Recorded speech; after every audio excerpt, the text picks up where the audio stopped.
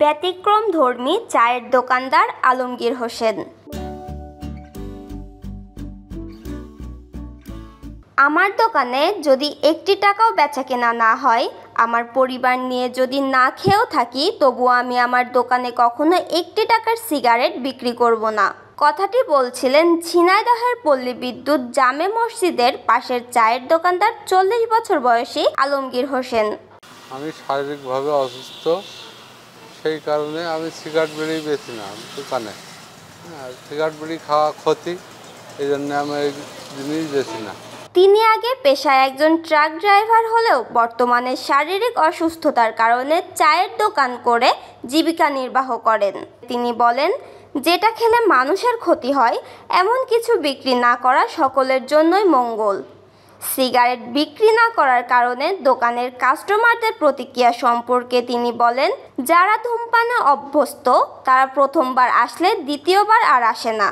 একজন যদি চলে যায় তাহলে খারাপ লাগে না, কেউ উঠে যায় না, পরবর্তীতে আর আসতে যায় না আর কি। সিগারেট বেচো না তো যাবো কে তোমার দোকানে, এরকম কথা বলে আর কি। না, সিগারেট বেচবো না, খাবো না। সাময়িক মন খারাপ হলেও নিজের কাছে ভালো লাগে, কারণ আমার দ্বারা অন্যজনের ক্ষতি হচ্ছে না।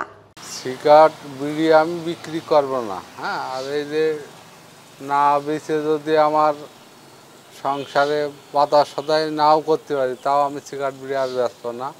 আর এইটা আমি আমার ছেলে মেয়ের খাওয়াবো না, এইটা আমার আর কি আশা আর কি। সিগারেট তো ক্ষতিকর জিনিস, জানি শুনে ক্ষতিকর জিনিস বেচবো কেন, এই জন্য বেচছি না। আমার চিন্তা ভাবনা যে সিগারেট বিক্রি করবো না, যদি বেচা কিনা নাও হয় তাও আমি সিগারেট বিক্রি করবো না, খাবো না। এই লোকটা নামাজ কালাম পড়ে, বুঝেছেন, ইনি বিড়ির প্যাকেট ভেঙে বিক্রি করবে না। এই বিড়ি তেমনও ক্ষতিকর, স্বাস্থ্যের জন্য ক্ষতিকর। সবাই যাতে না খায় এটাই দোয়া করি, সব দিক থেকে ভালো থাকুক সবাই। যেহেতু আমি 5 ওয়াক্ত নামাজ পড়ি, আর সিগারেট বিড়ি বেচা হলে হারাম, এই জন্য আমি এটা বেশি না।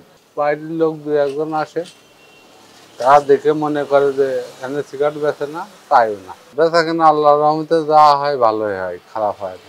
ওই যাওয়ার পথে আসি, একটু পানি খালাম, আমি বিস্কিট টিস্কিট খালাম, একটু বসলাম, এই